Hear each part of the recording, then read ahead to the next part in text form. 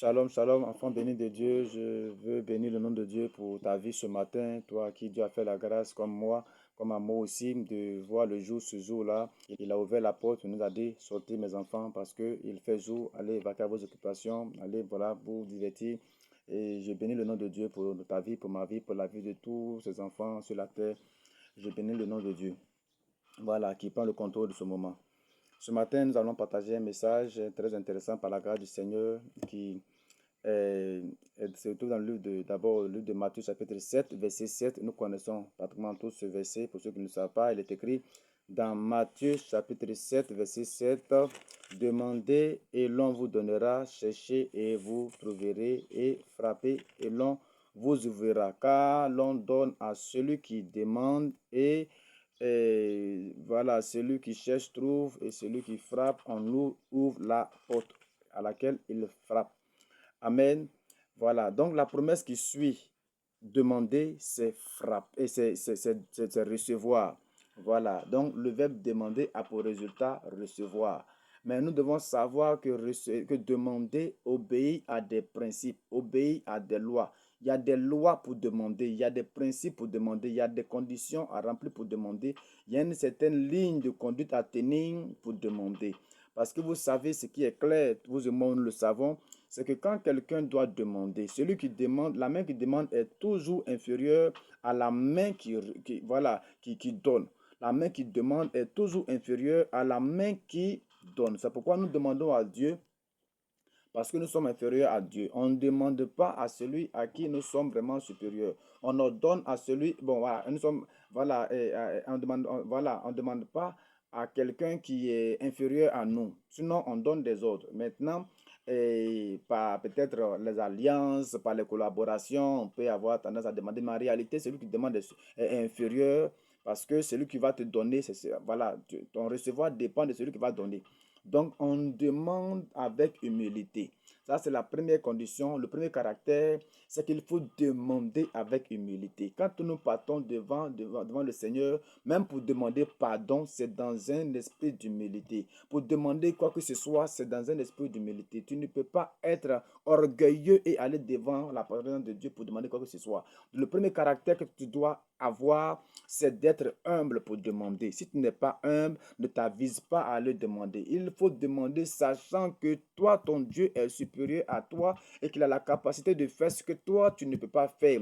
Il faut demander te disant, sachant que Dieu est le seul capable de t'accorder ce que toi, tu as cherché pendant des années, pendant des jours, pendant des mois. Il faut te dire que toi où tu es, tu ne peux pas avoir ce que tu as si Dieu lui ne donne pas son dernier mot. Il faut t'humilier. Toi qui as encore un esprit hautain, qui as encore un esprit orgueilleux et qui pense que tu as tout, tu peux. Non, non, non. Quand on demande, il faut s'humilier. Même à la maison, pour demander à quelqu'un, il faut s'humilier. Si quelqu'un et tu as offensé quelqu'un, tu reconnais avoir offensé quelqu'un, que tu vas lui demander pardon, la première des choses, pour obtenir pardon de la personne, il faut t'humilier. Même si la personne se met à t'insulter, mais parce que tu veux recevoir le pardon de cette personne, il va falloir que tu t'humilies au maximum. Tu t'effaces, tu t'humilies pour obtenir le pardon de ce dernier. Donc, il faut l'humilité. La première des choses, il faut l'humilité. Il faut l'humilité. Dieu fait grâce aux hommes qui sont humbles. Il faut l'humilité. Il faut l'humilité. L'orgueil ne peut rien résoudre. L'orgueil ne peut rien résoudre. Toi qui demandes, aie d'abord un caractère et un esprit d'humilité d'abord. Tu m'entends? Envoie ce message à quelqu'un qui a acquis des droits, mais je te dis qu'il te faut l'humilité pour pouvoir recevoir. Si tu demandes quoi que ce soit à Dieu, que ce soit à tes frères et sœurs, que ce soit à ton entourage, que ce soit à ton patron, il faut l'humilité pour demander. Quittons dans l'esprit orgueilleux, quittons dans le caractère orgueilleux, mais rentrons dans le manteau d'humilité. Parce que sans humilité, on ne peut rien obtenir. On ne peut rien obtenir parce que la demande que nous ferions sans humilité serait peut-être une imposition, un ordre que nous donnons. Or, quand tu demandes, tu ne donnes pas un ordre. Quand tu demandes, ta voix est douce, ta voix tremble même d'humilité. Ta voix tremble même d'humilité. La Bible nous enseigne que deux hommes étaient allés prier dans le livre de Luc, un, un collecteur d'impôts et un pharisien. Et le collecteur d'impôts, il se connaissait pécheur parce qu'il sait que voilà, marama, bon, d'après les gens, voilà, il gruge un peu les gens, voilà. Mais quand ils étaient arrivés, le pharisien bénit le Seigneur. Seigneur, je bénis ton nom de ce que tu m'as pas fait comme ce collecteur d'impôts, ce voleur, ce païen qui passe son temps à gruger les gens, à mentir aux gens. Moi, je te dis merci parce que moi, tu as vu que tu sais que je suis, tu me fais payer ma dîme 2 fois par semaine. Moi, je prie comme ça, je prie comme ça. Et vraiment, merci parce que tu ne m'as pas rendu comme ce pécheur.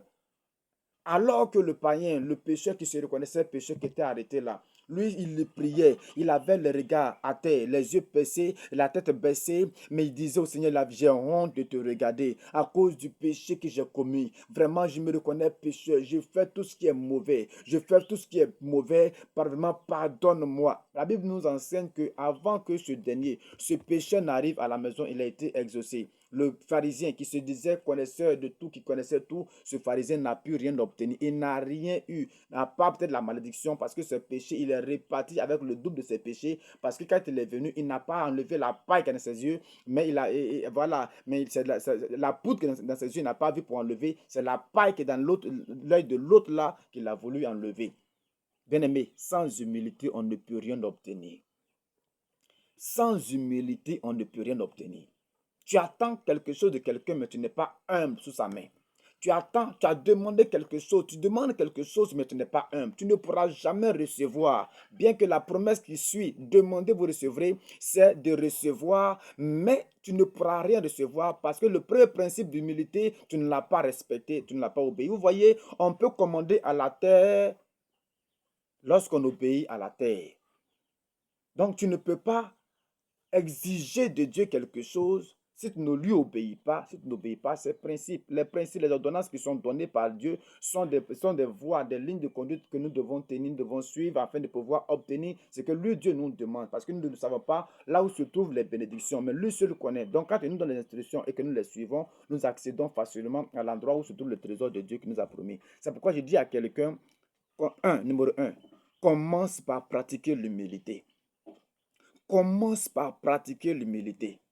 Si tu ne pratiques pas l'humilité, je te dis ce matin, je te donne ce secret ce matin par la grâce du Seigneur, l'humilité est l'une des clés par lesquelles nous puissions passer pour accéder. La première clé que nous devons utiliser pour ouvrir la porte de recevoir lorsque nous entrons dans le domaine de demander, c'est l'humilité. Il faut que tu aies un cœur humble. Ce n'est pas l'habit de l'humilité, mais c'est le cœur d'humilité, le cœur, l'esprit d'humilité, le caractère d'humilité que tu dois avoir dans tous les domaines, partout où tu dois demander, tu dois te tenir humble. C'est-à-dire que tu t'effaces au devant de la personne à qui tu vas demander. Il faut que tu sois effacé, bien-aimé. Chrétien qui tombe dans l'orgueil, la Bible déclare que Dieu ne résiste pas aux impudiques, Dieu ne résiste pas aux voleurs, Dieu ne résiste pas aux menteurs, mais Dieu résiste aux orgueilleux. Si Dieu lui-même te résiste, quel exploit tu feras?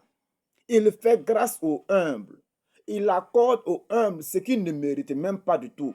Des choses que les hommes humbles ne méritaient pas, Dieu leur accorde cela à cause du caractère d'humilité. Toi qui es chrétien, sois humble, même quand tu es à l'église et que le pasteur te prêcher, même si le message te touche, laisse ton manteau d'humilité et rentre dans ton manteau d'orgueil et rentre dans l'humilité parce que tu pourras, en sens ainsi, tu pourras saisir la grâce que Dieu t'a promise. C'est pourquoi je te dis ce matin, toi qui m'entends, ce n'est pas en vain. Ne saute pas la vidéo, mais profite ce matin. Regarde-toi. Regarde-toi. Est-ce que tu es humble?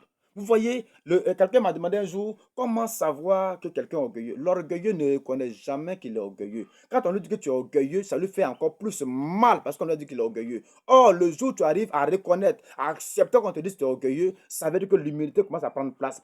Commence à combattre l'orgueil dans ta vie parce que si tu ne combats pas l'orgueil, tu ne pourras pas te positionner pour demander et de recevoir. Tu pries depuis que tu ne reçois pas parce que tu es orgueilleux. Tu pries avec orgueil et ce n'est pas bon. Dieu te demande de laisser cela. Je prie que l'orgueil te libère ce matin pendant que tu entends ma voix, que tu partages à des frères pour qu'eux aussi, quand ils vont demander, ils puissent recevoir en pratiquant l'humilité que Dieu nous demande. Ça, c'est la première partie. Que Dieu nous bénisse pour la suite. Amen.